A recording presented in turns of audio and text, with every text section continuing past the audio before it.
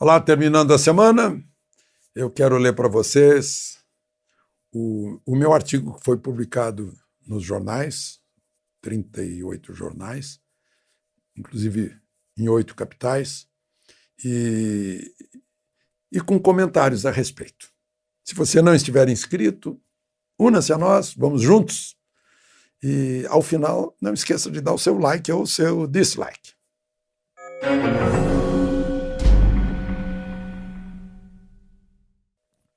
Bom, o título do artigo é Palanque Imprevisto.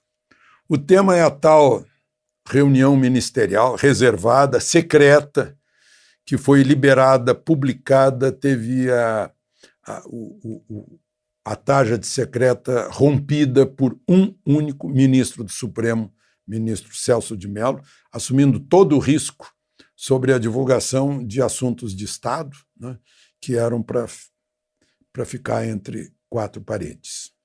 Aliás, a lei do abuso da autoridade fala que quem publicar além daquilo necessário para o processo pode ser enquadrado. Ficou meio esquisito, porque agora estão falando que vão processar o ministro Weintraub e o ministro Salles, pelo que eles disseram lá. Só que, como é que é? Mas a prova é lícita ou é ilícita? Eles estavam falando para ficar a 4 paredes. E o ministro Weintraub não cita nenhum CPF, nenhuma pessoa física, né? Então, processar por injúria vai ser complicadíssimo. Bom, mas então vamos ao palanque imprevisto. Fico a pensar que a avaliação fez Sérgio Moro ao pedir a publicação da íntegra da reunião ministerial de 22 de abril ao Supremo e que tipo de resultado esperava o ministro Celso de Mello ao concordar com o pedido. O vídeo foi publicado no fim da tarde de sexta-feira da outra semana e fica a pergunta: a quem interessava? A Sérgio Moro, que apareceu constrangido, cobrado pelo presidente e até vexado pela ministra Damares? Lembro que ela ensinou para ele como fazer em caso de atentados, agressões aos direitos humanos, né? Algemando pessoas, jogando as pessoas no chão, pessoas que estavam na praça, na praia, na loja. Bom, porque o artigo trata de Celso de Mello e Moro. Por quê? Já não bastaria a Justiça ter tido acesso para checar insinuações do ex-ministro? Quer dizer, a Justiça recebe. Bom, vamos ver aqui, não precisa espalhar. Vamos examinar aqui, ele disse que foi assim ou foi assado?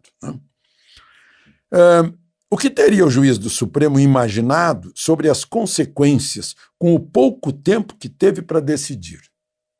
Isso aí a pessoa tem que ter uma certa visão estratégica, uma certa sensibilidade, um certo conhecimento de reação da opinião pública, uma certa empatia com a opinião pública, né, para saber isso vai trazer bem ou mal, vai prejudicar o processo, não vai prejudicar o país, não vai. Não, foi muito rápida a decisão dele.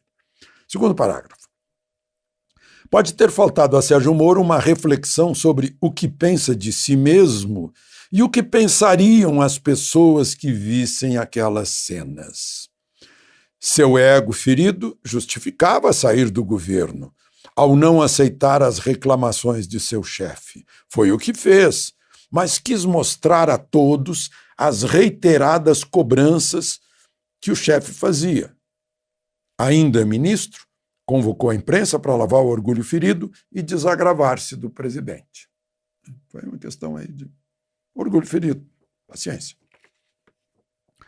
O juiz do Supremo que deliberou divulgar uma reunião não pública de governo já tinha dado sinais estranhos de desarmonia entre poderes independentes. A frase está bem suave. Depois de ameaçar conduzir 3 ministros generais 4 estrelas sob vara, encaminhou ao procurador-geral um pedido de partidos de oposição para quebrar o sigilo do celular do presidente da República. Pois é, nesse meio tempo, aí, desde que eu escrevo na segunda-feira, o procurador-geral já disse: partido político não pode pedir isso, não está na lei, né? O ministro Celso de Mello não sabia ou quis dar seguimento, né, para jogar no ventilador. Quanto à vara, né, delegados federais foram aos gabinetes dos ministros colher os depoimentos, como ocorre usualmente. Ficaram as provocações.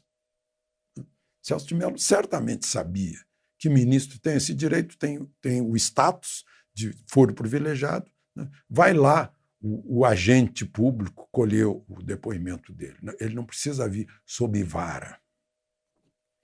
A divulgação do vídeo acabou em piadas. Uma delas diz que Celso de Mello se tornou marqueteiro de Bolsonaro. Outra, que a Justiça Eleitoral mandaria recolher o vídeo por propaganda eleitoral antecipada. Porque a divulgação marcou um reencontro dos eleitores com seu presidente. Mostrou que ele governa com energia, cobra, critica a equipe, diz palavrões, quer o cumprimento das promessas de campanha e exige que o time todo tenha na cabeça os princípios e valores do chefe do governo. E nem se pode acusá-lo de palanqueiro, porque as falas dele não eram para ser divulgadas. Domingo em Brasília, a manifestação ficou ainda mais animada e na segunda-feira o dólar baixou e a bolsa subiu, né? E agora, Datafolha fez nova pesquisa, né, e viu que a aprovação de Bolsonaro, que estava em 32, subiu para 33, né? Ou seja, não diminuiu nada, aumentou só um pouquinho, mas isso é muito pouco. Digamos, não tem muito significado. Alguns do regular passaram para o ruim. E aí a última frase. Nem Moro, nem Celso de Mello refletiram sobre o palanque que armaram sem querer. De Brasília, Alexandre Garcia.